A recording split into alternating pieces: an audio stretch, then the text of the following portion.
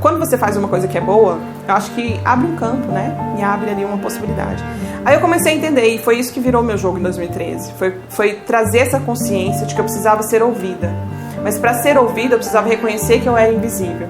Mas para reconhecer que eu era invisível, eu precisei chegar no fundo do poço. E eu acho que essa foi a jornada. E às vezes a gente precisa chegar no fundo do poço para fazer o que a gente nunca fez. Às vezes a gente precisa chegar no fundo do poço para assumir que a gente precisa fazer outra coisa. E eu acho que essa é a diferença entre persistir e insistir. Eu via sentido. No meu coração sempre teve uma voz que falava assim, vai. Só que não é vai igual. Porque se for para ir igual, a gente só vai afundar.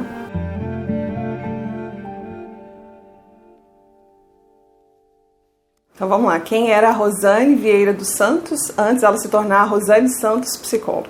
Eu vim, né, de uma origem familiar super básica, assim, super simples. Meus pais nunca estudaram, assim, nunca nem pensaram em fazer ensino fundamental, nem ensino médio, muito menos. Só é muito distante da vida de qualquer um deles, não só dos meus pais, mas da minha família também, alguém fazer faculdade.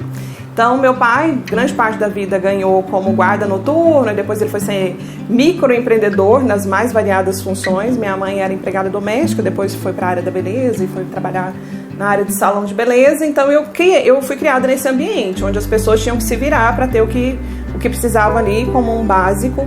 Então, eu sou a filha mais velha, né, dos dois. Nasci num lar com muita dificuldade financeira, dificuldade de relacionamento, muito conflito, uma casa muito cheia de gente.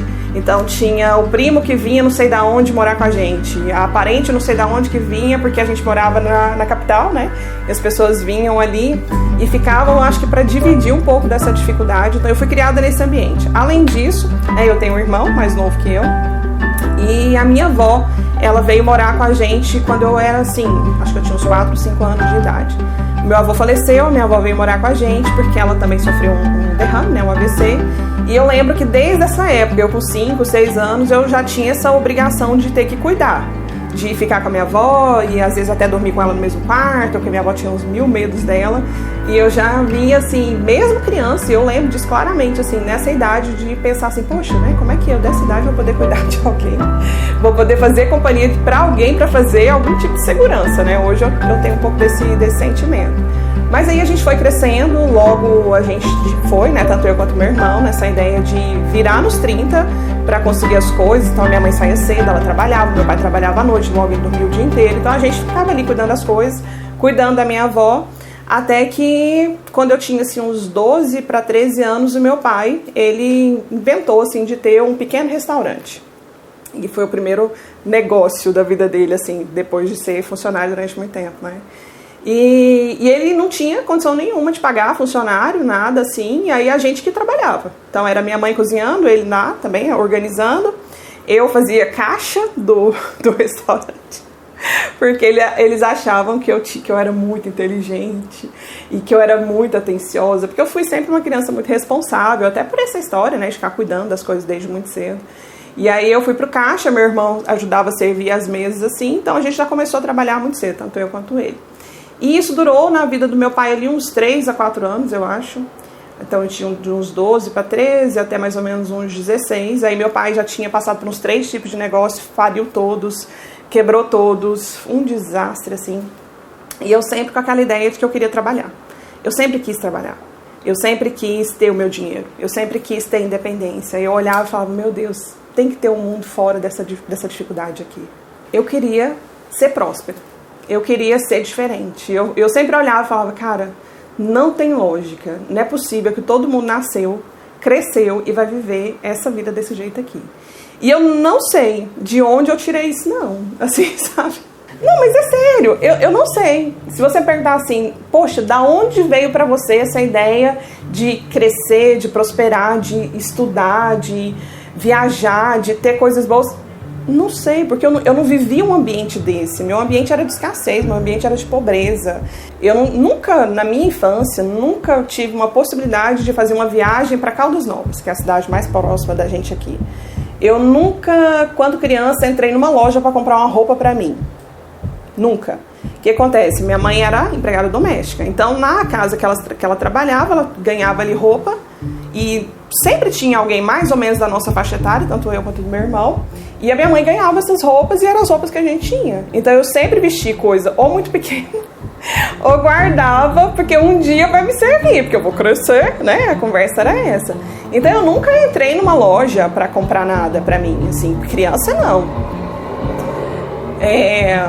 Eu nunca saí, vou comprar um sapato, vamos lá na loja comprar uma sandália. Jamais. Ou eu calçava alguma coisa que era pequena, ou eu calçava alguma coisa que era grande. Não lembro, assim, raríssimas vezes isso aconteceu, eu posso contar no dedo da mão, da gente sair pra comer em algum lugar, pra fazer alguma coisa assim, estudei em escola pública. Eu lembro que no ensino fundamental mesmo, ali entre o pré e quarto ano, meu pai conseguiu pagar uma escola pra gente. E no terceiro ano, era uma escola católica e tal, aí meu pai chegou para as freiras lá e falou assim, vou ter que tirar, não tem condição mais de pagar e tal. E aí ela falou assim, a Rosane é uma excelente aluna, a gente não quer perder.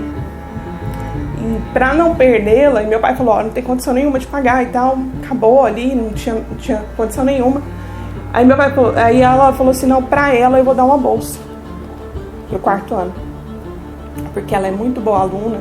Eu sempre fui muito dedicada, né, nas coisas que eu fazia. Então eu era da equipe de dança da escola, teatro, essas coisas. E aí ela falou, não, pra ela eu vou dar uma bolsa. E eu consegui estudar no quarto ano, lá no ensino fundamental mesmo, no quarto ano por bolsa. Então eu sabia que eu era bolsista porque eu era pobre, porque eu não tinha nada. Então assim, o meu sentimento era, cara, tem alguma coisa que pode ser diferente disso. E pra mim, eu cresci associando que isso era trabalhar e estudar. Então eu pensava assim, se eu trabalhar e se eu estudar, eu vou sair disso. Eu vou viver uma outra vida. Porque eu lembro, e é tão engraçado assim, né? Eu sou da era da Xuxa, né? Então eu sou da era do programa da Xuxa, Todo Bom e Santo Dia. E quantas vezes eu acordava de manhã e era a primeira coisa que eu queria fazer na vida, era assistir o programa da Xuxa, porque era uma companhia pra mim. Quantos aniversários meus eu cantei parabéns com a galera da Xuxa lá, cantando parabéns. Quem é dos anos 80 aí vai entender o que eu tô falando. Por quê? Porque minha mãe não tinha dinheiro pra fazer festa, nunca tava em casa, minha mãe sempre tava trabalhando, então assim, aquilo era uma companhia. Mas o que ali despertava pra mim era que existia um mundo diferente. E eu sempre fui muito interessada, assim, cara, o que ela fez pra ela ser desse jeito? Por que ela tem? Aí lá que eu vendo televisão, que eu fui entender que existia praia, que existia, sei lá, outro lugar diferente daquilo que eu era, que as pessoas poderiam ter casas grandes, lindas, confortáveis. E eu não sei, eu acho que de alguma forma, e claro, né, eu entendo que Deus faz tudo certo. Eu acho que isso foi criando pra mim essa ideia de que existe sim um jeito de ser diferente. Que existe um outro mundo, existia, né, ali pra mim, um outro mundo que não era o que os meus olhos viam. Mas assim, especialmente, eu não tive uma pessoa que chegou pra mim e falou assim, olha, vai lá, faz faculdade, vai lá, trabalha, vai lá, você pode ganhar. Não, pelo contrário. A minha família falava que eu tinha mania de grandeza. Que eu tinha mania de grandeza, que não sabia de onde que eu tinha tirado isso. Tipo assim, eu era um elemento fora da curva, que estava no lugar errado e era super julgada por isso. Quantas vezes eu escutei, você nunca vai ser ninguém na vida, porque você tem mania de grandeza. Mas o que era mania de grandeza pra mim? Era falar, não, eu vou viajar de avião sim. Eu vou morar numa casa boa. Eu vou morar numa casa pintada. Eu morei durante toda a minha vida em casa que nunca tinha sido pintada, parede. Casa que não tinha chão, que não tinha piso. Essa foi a realidade que eu cresci, mas eu olhava e eu não aceitava. Mas não com aquela ideia assim de, nossa, que simplesmente que horrível. Não, eu sempre tinha isso no meu coração. Eu vou fazer diferente. E eu não tinha essa expectativa de que alguém ia fazer pra mim, porque eu sabia que não ia. Pelo contrário, assim, eu só escutava era crítica. De, você é louca, tá doida. Ninguém nunca fez faculdade, quem é você, minha filha, pra vir com essa história aí de faculdade? Nada. Então eu cresci nesse ambiente. Só que eu sempre entendi, falei assim, existe um jeito, não sei da onde, não tenho essa resposta de o que especificamente foi, mas eu sempre entendi que existia um jeito. E pra mim era trabalhar e estudar. Tanto que um dos dias mais felizes da minha vida, eu tinha 14 anos, lembro certinho, aqui na nossa região tinha uns mutirões de tirar de documento, não sei nem quem lembra disso aí, mas era assim, tipo, o dia que a população podia ir lá e tirar carteira de habilitação não, carteira de trabalho, identidade, tudo sem pagar, porque tudo isso tem taxa, né? E eu lembro que eu ficava de olho naquilo pro meu pai me levar, porque eu queria tirar a minha carteira de trabalho. Eu queria ter carteira de trabalho, mais do que qualquer outra coisa, porque eu sabia assim, eu tenho que começar por algum lugar, então eu preciso ter carteira de trabalho. Porque mesmo ali com meu pai não dava dinheiro pra gente. Meu pai não era aquela pessoa que falava assim, ah, não, então você trabalhou aqui o mês inteiro, vou te dar, sei lá, R$10 pra você tomar um lanche. Não, pelo contrário. Meu pai nunca teve essa visão de dar nada, pelo contrário. É tipo assim, você tem que fazer e se vira, minha filha, nos 30 ali, e é o que tem. Colaborar já é o seu jeito de estar ganhando. E aí eu fui lá, tirei a carteira, eu lembro que eu olhava para aquele documento assim, falando, meu Deus, agora pronto, tem um jeito, e vai. Só que não, né? E com 17 eu comecei a trabalhar, efetivamente, com carteira assinada. Um primo chegou lá e falou que no supermercado que ele trabalhava tinha uma vaga para operadora de caixa. E aí eu fiquei maluca, meu pai não queria de jeito nenhum. Porque meu pai era muito machista e tal, e era uma vaga para trabalhar à noite num supermercado, num bairro super perigoso aqui da minha região. Mas eu olhei e falei assim, eu tô com medo, mas eu vou, porque eu preciso sair desse lugar, eu quero, né, minha avó tinha falecido há pouco tempo, a gente tava numa dificuldade muito grande, assim, de vida, eu falei, cara, é a minha chance. E eu lembro que eu estudava de manhã, fazia o ensino médio ainda, o 3º ano, e aí eu fui, encarei, falei pro meu pai, eu vou de qualquer jeito, aquelas atitudes de adolescente rebelde. Eu quero ver quem me segura, e foi embora. E eu lembro que a minha mãe teve que ir comigo, eu era menor de idade, né? A minha mãe foi comigo, morrendo de medo, mas assinou o que precisava lá e eu comecei a trabalhar. Então, meu primeiro emprego da vida oficial foi como operadora de caixa de supermercado. Eu morava no Jardim das Esmeraldas e esse supermercado ficava num bairro que chama Parque Amazônia. Era longe, era à noite, eu ia de ônibus, voltava de ônibus, passava nos lugares que até hoje eu olho e falo, como eu tive coragem de andar num lugar desse. Mas eu ia. Eu acho que em alguns momentos da minha vida, assim, eu precisei desconectar do perigo do que eu tava fazendo pra ter coragem do que eu tava... pra fazer o que eu precisava. Sabe assim, de não avaliar o risco? E aí eu pegava 2 ônibus, passava por um terminal super perigoso. Sabe aqueles lugares assim da região que você fala assim, cara, não anda lá nem de dia? Eu ia à noite. Aí meu pai nunca teve essa história de levar, de buscar, de nada. Então, se eu bati o pé falando que eu queria ir, ele bateu o pé do outro lado e falou, se vira.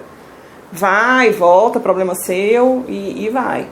E eu lembro que eu saía desse supermercado por volta de 9h30, 10 horas da noite, ia embora sozinha, com 17 anos, pegando ônibus, 2 ônibus para ir embora para casa. No outro dia eu acordava cedo, ia para a escola, estudava de manhã ainda, no ensino médio, estava fazendo 3º ano. Aí eu terminei o ensino médio ainda trabalhando, e no outro ano foi quando eu fui fazer pré-vestibular e tal, continuava trabalhando e fazer o pré-vestibular, e aí foi quando eu comecei a entender essa história da faculdade. Eu queria fazer faculdade, eu escutava os meus colegas da escola falando, que curso que eu vou fazer? Eu, cara, e agora, né? Eu queria alguma coisa da área da saúde, mas eu detestava o hospital, detesto hospital, que não tinha fundado, assim, nenhum tipo de encanto por esse ambiente, né, de hospital, assim, e aí eu falei, vou fazer nutrição. Eu via lá naquela lista dos vestibulares, aí eu falei, li aquela listinha do manual das faculdades, que no 3º ano lá falava bastante. Eu falei, vou fazer nutrição. E eu saí do ensino médio com esse sentimento, vou fazer nutrição, já trabalhava, já tinha... Eu lembro do dia que eu ganhei meu primeiro salário, coisa mais incrível da terra, ganhava R$220. Mas pensa num dinheiro feliz. Pensa num dinheiro feliz. A primeira coisa que eu fiz, comprei roupa pra mim, óbvio, né? Realizei meu sonho de infância. Fui lá e peguei o dinheiro e comprei tudinho de roupa. Tipo assim, eu tava lavando minha alma com aqueles R$220. Falando, nossa, agora eu vou usar uma roupa nova. Ai, meu Deus, foi isso. Eu não fui essa criança assim de, vou brincar e tal. Não, eu era criança responsável. Vulgo, né? Criança séria. Eu era séria. Eu era mais líder. Então, assim, eu fui criado num ambiente de rua, né? Então a gente saía pra brincar na rua. E o povo morria de medo de mim, os meninos, não sei porquê. Acho que é pelo meu jeito, assim, eu sempre fui muito séria e tal, mas eu era aquela líder, tipo assim, vai fazer assim, todo mundo fazia do jeito que tinha que ser. Não sei de onde que eu tirei essas coisas não, sabe? Mas enfim. E eu não era assim, essa coisa de, vamos correr, vamos não sei o que, nada. Eu gostava de coisa de liderança, então eu gostava de brincar de professor. Era de escolinha, lógico, eu era professora quase sempre, mas enfim. Mas era muito disso, assim. Mas eu não tinha essa liberdade, esse tempo, assim. Eu cuidava das coisas da casa. Então eu lembro que com, sei lá, uns 9, 10 anos eu já fazia comida, já arrumava coisa de casa. Minha avó ficava com a gente, mas minha avó não andava. Então, assim, minha avó era um suporte emocional, mas quem cuidava ali das coisas pra fazer a vida andar era eu. Minha mãe deixava a comida pronta, eu ia lá, esquentava, arrumava pra mim, arrumava pro meu irmão, arrumava pra minha avó não andava. Então, eu fui muito essa criança séria, assim. E a minha mãe era uma pessoa que cobrava muito. Então, tipo, dava perto da hora dela chegar, você tinha que ir, meu filho, arrumar a vida ali, porque senão ia dar ruim, né?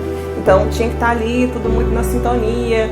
E os meus pais, até porque eles também começaram a trabalhar muito cedo, eles não entendiam essa ideia de infância, diversão. Eles entendiam, não, estamos aqui, o barco tá caindo, todo mundo tem que arrumar o que precisa e fazer o que precisa. Então, não foi essa criança, assim, de... eu vou só divertir. E o tempo que eu tinha fora isso, eu gostava de estudar. Eu sempre gostei muito da escola, sempre gostei muito desse ambiente da escola. Gostava de ler, gostava de ver coisas, gostava de livro. Eu via nos livros e nas coisas da escola, assim, a oportunidade que os meus olhos no meu ambiente não viam. Então eu gostava mais era disso. Eu gostava de dança, eu fiz balé, né, quando eu era pequena, por isso que eu ganhei essa bolsa na escola lá também, que eu gostava, eu fazia parte de uma equipe oficial, assim, digamos, que a escola tinha. E chegou a fazer apresentação aqui, apresentação em televisão, foi super bonitinho. Eu gostava. Aí teve umas 2 vezes, assim, umas 2 épocas na vida que minha mãe me colocou na natação, pra ver se eu aprendia a nadar, mas nunca aprendi a nadar até hoje. Aí eu não dava certo naquilo de jeito nenhum. Teve um dia que a professora virou pra minha mãe e falou assim, você pode levar ela, porque ela não vai aprender isso aqui não. Eu falei, nossa, professora sincera, né? Não vai aprender isso aqui não. Então eu nunca aprendi a nadar, sempre fui muito medrosa com essas coisas. E teve uma pequena parcela, assim, eu nem sei quanto tempo, que eu jogava vôlei.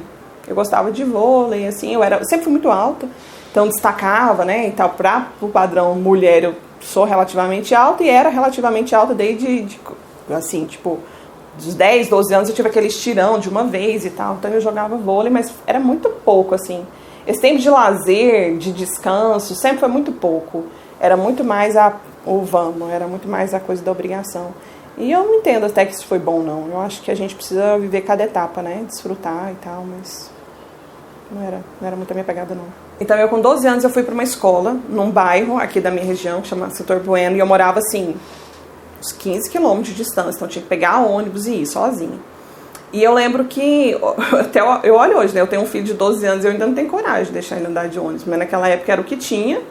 E eu ia de ônibus, voltava de ônibus, aí depois meu irmão começou a ir, porque a gente foi pra mesma escola, existe uma diferença, né, de idade entre a gente. E eu lembro que nessa escola tinha pessoas de uma classe financeira muito boa. Eu sempre estive e estudei com pessoas com uma classe financeira muito diferente da minha. Então eu sempre fui a pobre no lugar de gente muito rica, né, gente com muito equilíbrio financeiro, principalmente se for comparado com o que eu tinha. Então, nesse ambiente dessa escola, se falava muito sobre vestibular, sobre curso, sobre faculdade. Eu lembro que eu assistia muita televisão. Aí tinha umas séries americanas que passavam no domingo de manhã, e eu era apaixonada, eu acordava cedo para assistir a tal da série. Ver o povo na faculdade com aqueles armários, tirando as mochilas, colocando as coisas. E eu olhava e eles falavam que aquilo ali era faculdade, que aquilo ali era universidade. E eu falei, cara, então eu quero ir para esse lugar? Nossa, eu achava incrível aquilo. Eles levarem o material, colocar no armário, trancar e não sei o que, aquele ambiente de faculdade americana e não sei o que. Gente, esse negócio é muito massa. E eu achava que aqui era desse jeito, né? Então aquilo foi imprimindo pra mim essa ideia de que, terminou o ensino médio, tem outra coisa pra fazer, ó. E fazer faculdade. Porque eu nunca tinha convido com ninguém da minha família, ninguém vizinho, ninguém perto que tinha esse universo de faculdade. Mas o pessoal da escola que eu estudava tinham condições melhores, logo a família deles já tinham muito essa coisa, né, de fazer faculdade.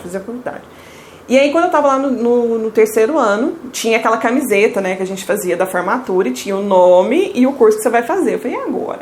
O que eu vou fazer? Aí eu lembro que eu falei, eu quero a área da saúde, mas não gosto de hospital, o que tem fora do hospital? Vou fazer nutrição. Nem sabia que era ser nutricionista. Já era, nada. Aí eu coloquei na minha camiseta que eu ia fazer nutrição, enfiei na minha cabeça que eu ia fazer nutrição, achava que, então é massa, eu vou fazer nutrição, nem sabia, né, que para fazer nutrição tem que saber tanto de matemática, de física, Ainda bem que eu não fiz. Mas enfim, aí tô lá nessa história, terminei o ensino médio. Só que eu sempre fui uma boa aluna, né? Eu sempre fui essa aluna que fui aprovada em tudo. Eu nunca fiquei de recuperação na minha vida, nunca fui reprovada, nada. Eu sempre tive um histórico escolar muito bom. Na faculdade, nunca reprovei nada. Aí fui pro vestibular na Universidade Federal aqui em Goiás, depois de ter terminado o 3º ano numa escola pública, achando que eu ia arrasar, né? Nossa, eu vou passar nesse vestibular de cara, o UFG era 2 fases aqui, e linda, foi de salto pra faculdade, né? Achando que, como eu tinha sido uma ótima aluna até então, pronto, o que aconteceu?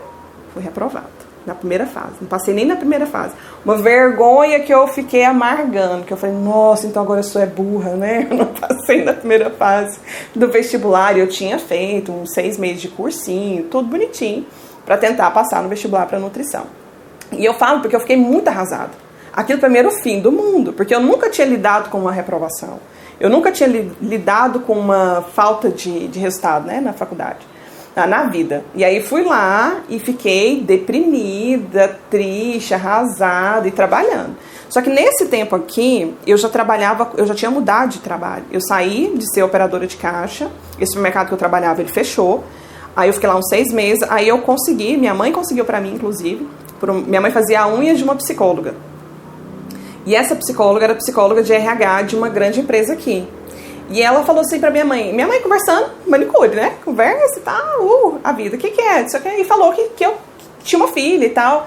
Eu já tinha completado 18, foi no ano seguinte, foi no ano 2000. E aí ela falou assim, tem uma vaga de recepcionista no RH lá pra trabalhar comigo, inclusive. E aí minha mãe falou, nossa, que legal e tal, não sei o quê. O supermercado tinha fechado.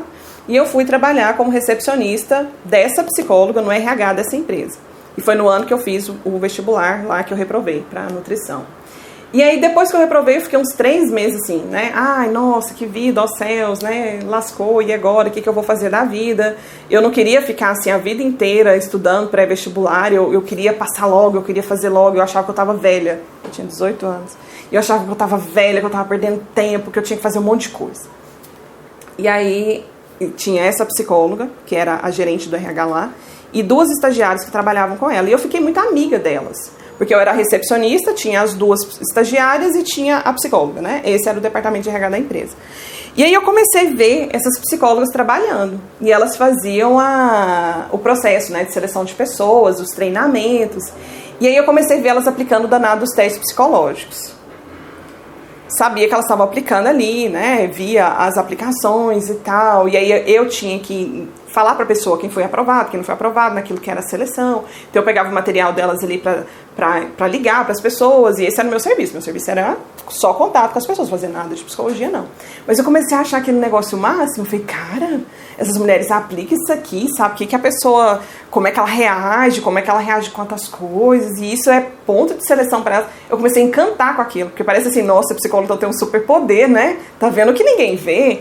E eu achava aquilo o máximo, mas tudo bem, seguia a minha vida, trabalhava o dia inteiro, fazia cursinho à noite, pra tentar passar pra nutrição de novo. E aí, essas 2 psicólogas, as estagiárias, né? Elas começaram a conversar comigo. Ela falou assim, olha, por que você já pensou em fazer psicologia? Aí eu, oi, psicologia? Eu não sabia nem o que era psicologia. Nada. Primeira vez que eu tinha escutado desse negócio de psicologia, era nessa época aí. Nada. E aí ela falou assim, não, você já tá aqui, você já trabalha aqui com a gente, né? Nesse tempo aí já tava completando quase 1 ano que eu tava lá com elas e tal.